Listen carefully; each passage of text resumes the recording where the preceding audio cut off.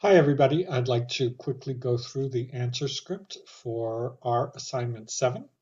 So you have it here in front of you. We'll start by clearing the worksheet as usual and loading the packages that we need. Sandwich for the CSE function, Tidyverse, Stargazer, and Cable Extra for making the two-way tables if we want. And I'm going to set the working directory, and then I'm going to set scientific notation, turn that off, create the CSE function, and then for some of the results, generally just set the digits, the decimal places equal to 3.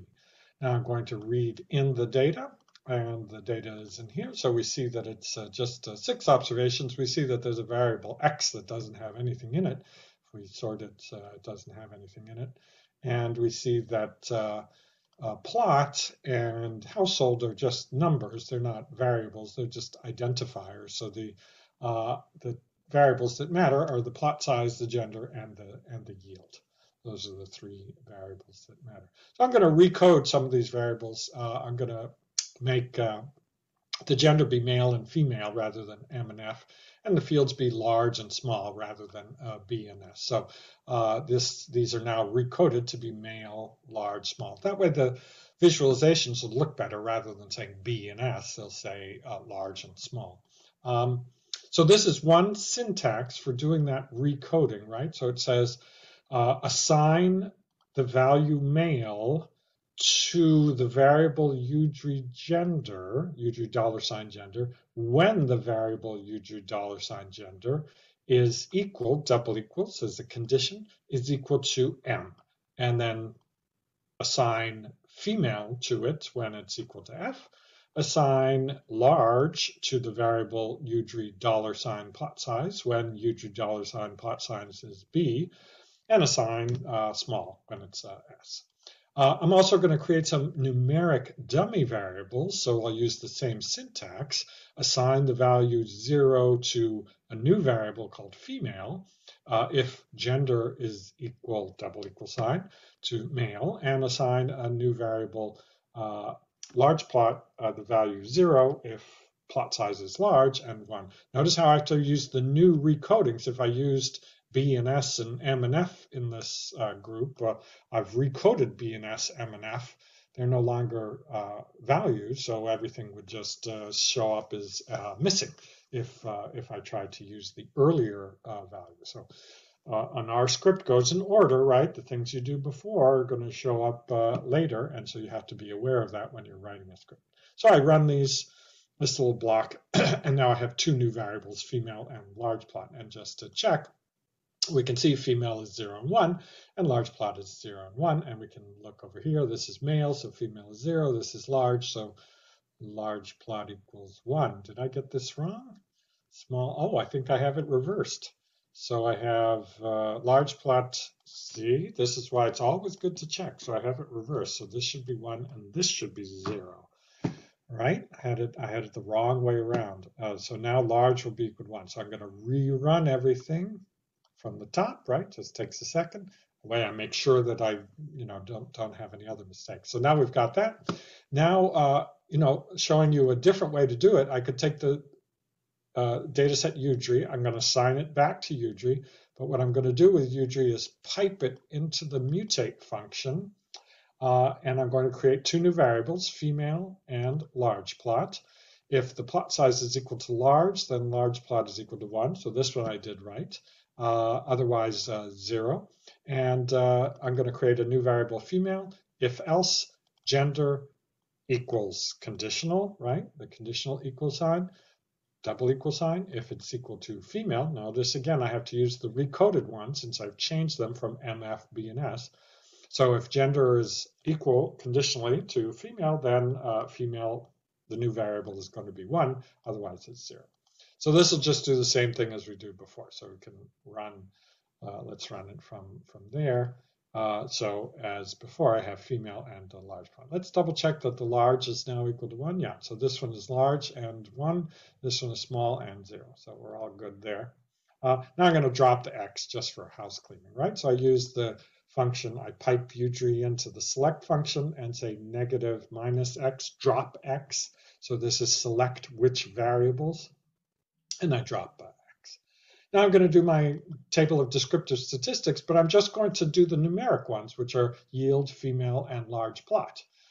Those are the only numeric variables, right? So I see the average of yield is 31.8, the 35%, right? The proportion 0.35, 35% of the observations are female, and 34% of the observations are large plots.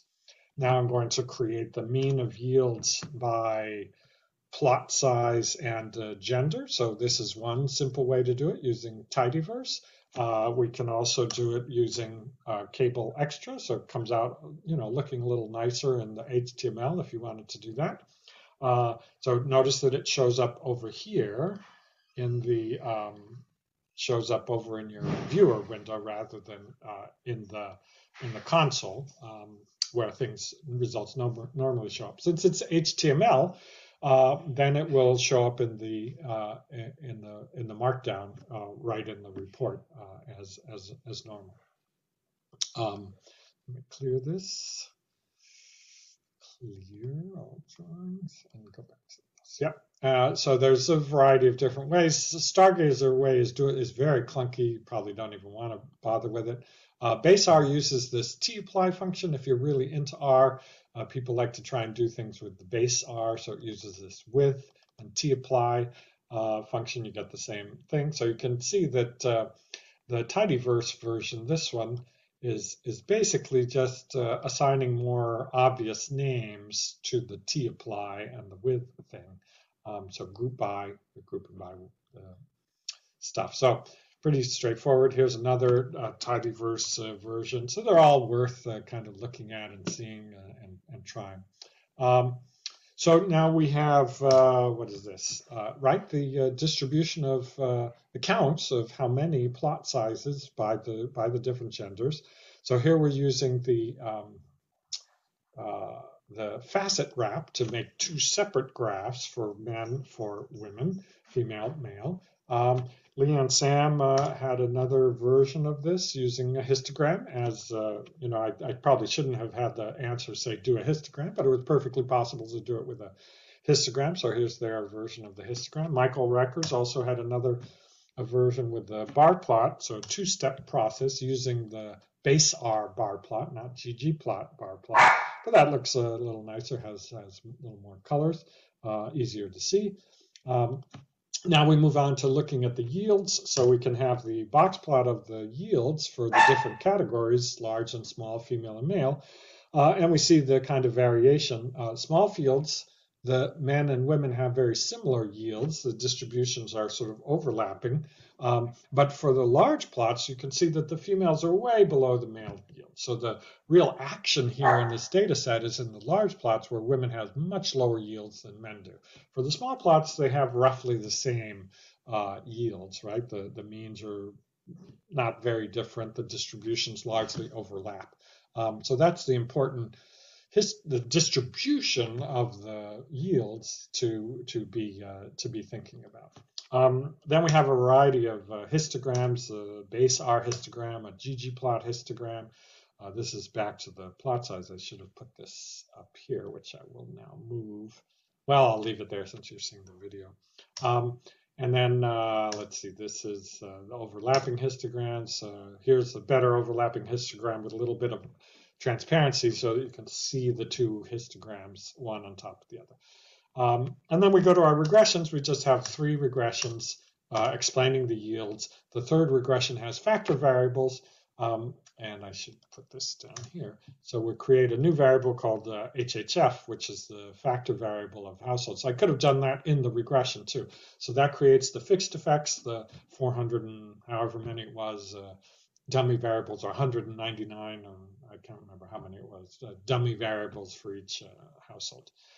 So then we run the regressions and we display the regressions, and we'll choose omit the household factor dummy variables. And there's different ways of doing that, but we do this way. And we get our regression results. And here many of you used small plot as the explanatory variable, so these regression results are different. Here we have a large plot, and indeed, as we see, the significant coefficient when we include all the household dummy variables, except for one, so that we're looking at the within household, which is our intra-household test. We're looking at the variation within households. We're comparing men and women within households, controlling for plot size, what's the effect of gender, and we see that for small plots, the effect is not statistically significant, but for large plots, women have much lower yields, 13 units lower yields as by kilograms per hectare, might be CEFA, 13,000 CEFA less per hectare. We don't know what the units are in this data set. So that's the extent of this assignment. Great.